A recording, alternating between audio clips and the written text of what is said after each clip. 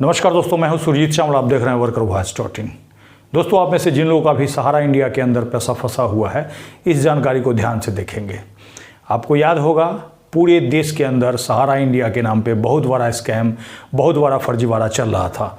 पिछले साल न हमने आपको केवल जानकारी दी, बल्कि सोशल मीडिया के माध्यम से पूरे देश के अंदर आप लोगों के सहयोग से हमारा वीडियो वायरल हुआ, लोगों को हमने जानकारी पहुंचाई और लगातार हम संघर्ष कर रहे हैं कि सहारा इंडिया फर्जीवाड़े पे एफआईआर हो। मैं ऐसा इसलिए कह रहा हूं क्योंकि 2015 में जब सहारा इंडिया का लाइसेंस रद्द हो गया था, उस समय मोदी सरकार यानी कि केंद्र सरकार के द्वारा ये बात बताया जाना चाहिए था और कहीं ना कहीं उन्हीं के देखरेख में आपका पैसा कन्वर्ट कर दिया गया।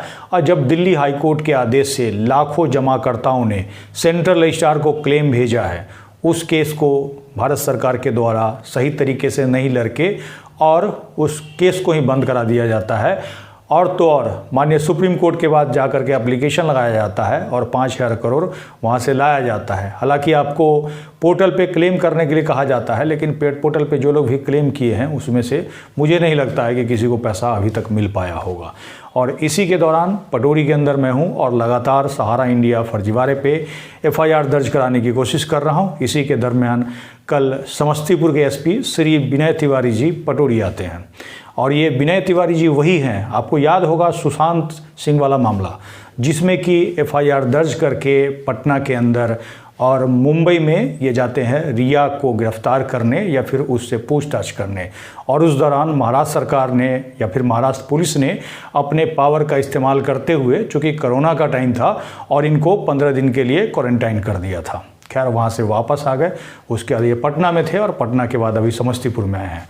हालांकि अगर सोशल मीडिया पे चेक करेंगे तो इनका बहुत सारा रील मिल जाएगा, बहुत सारा वीडियो मिल जाएगा, जिसको देख करके हमें कहीं ना कहीं लगा था कि हमारी उनसे बात हो जाएगी और कहीं ना कहीं सहारा इंडिया फर्जीवाड़े पे जो तकरीबन 1.5 साल से एफआईआर नहीं हो रहा है, वो कहीं ना कहीं दर्ज हो जाएगा। आपको बता दें कि आज से तकरीबन 10 दिन पहले एएनडी कॉलेज पटोरी के पास ही एक सीएसपी है, जहां 3 हथियारबंद अपराधी आते हैं और वहां लूट की घटना को अंजाम देते हैं। हालांकि वहां 5 लाख रुपया लूटा गया था, जैसा कि पुलिस के द्वारा दावा किया जा रहा है, और 10 दिन में मामले को सुलझा लिया गया है, यानी कि आरोपियों को गिरफ्तार कर लिया गया है।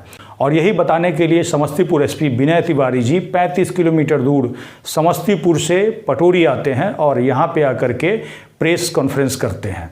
केवल प्रेस कॉन्फ्रेंस करने के लिए ही आए थे, ऐसा मुझे बाद में पता चला। हालांकि जब वो घटनास्थल का मुआयना कर रहे थे तो मैं वहीं पे खड़ा था, और उसके बाद जब वो वापस जाने लगे तो मैंने उनको सर कह के रोकने की कोशिश की, उनसे बात करने की कोशिश की। आखिर उन्होंने क्या जवाब दिया, सुनिए। सर एक मिनट बात करेंगे, ऑफिस में आके बात करिए। सर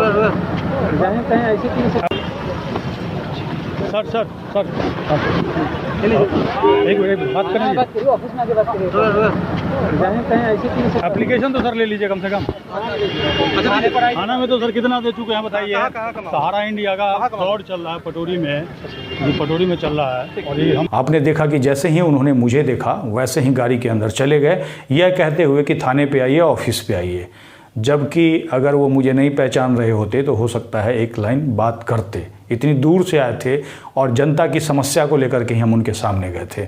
ऐसी स्थिति में उनका बात नहीं करना, और खैर जब थाने पर बोला गया तो मुझे लगा कि हो सकता है चूँकि रास्ते में है इसलिए थाने पे बुला रहे हैं। मेरे हाथ में एक पिटीशन था जो कि पटोरी थाना के द्वारा सहारा इंडिया फर्जीवाड़े को क्लीन चिट दिया गया था, उसी के खिलाफ हमने री जाँच के लिए यानी कि पुनः जाँच के लिए आवेदन दिया था, जिसका कॉपी हमने ईमेल के माध्यम से एसपी साहब को पहले ही दे दिया था।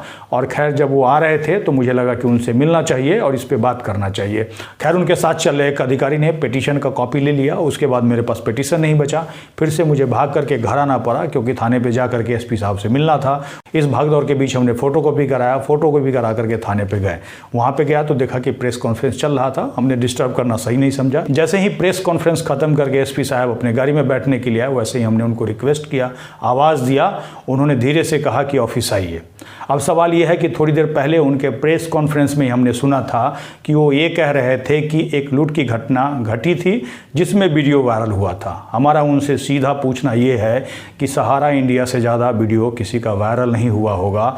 और तो और पूरे समस्तीपुर क्षेत्र के अंदर 22 सहारा इंडिया का ब्रांच चल रहा है, जबकि आरबीआई ने 2015 में उसका लाइसेंस रद्द कर दिया। क्या ऐसी जानकारी विनय जी को नहीं पहुंची है?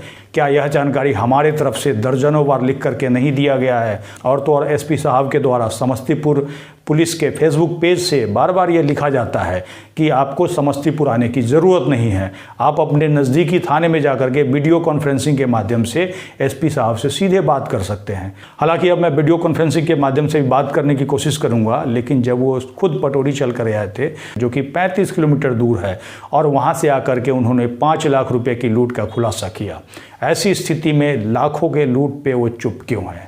सवाल ये उठता है। एक बार आप लोग कमेंट्स करके बताइएगा कि एसपी साहब क्यों नहीं बात करना चाहे। अगर आपने हमारा वीडियो देखा हो, अगर आपने नहीं देखा है तो पीछे जा कर के भी देख सकते हैं, और साथ ही हमने अपने फेसबुक पेज पे भी उसको अपलोड किया है। क्यों मुझे यहाँ से वहाँ दौड़ाया गया और क्यों मुझे 7 दिसंबर से लगातार थाने पे बुला करके बैठाया जाता है? ऐसे में एक सवाल ये भी उठता है कि जहाँ गरीब जनता का पैसा लूटा गया है वहाँ पे कोई नहीं बोलता है, और एक सीएसपी संचालक का पैसा लूटा जाता है तो एसपी साहब खुद से प्रेस कॉन्फ्रेंस करने चले आते हैं, और बगल में यानी कि थाने से थोड़ी दूर पे ठीक सामने सहारा इंडिया का ब्रांच चल रहा है जिसमें लाखों गरीबों का पैसा लूटा गया है, उस पे ना एसपी साहब बोलते हैं और न ही सरकार की तरफ से कोई भी एक्शन अभी तक लिया गया है।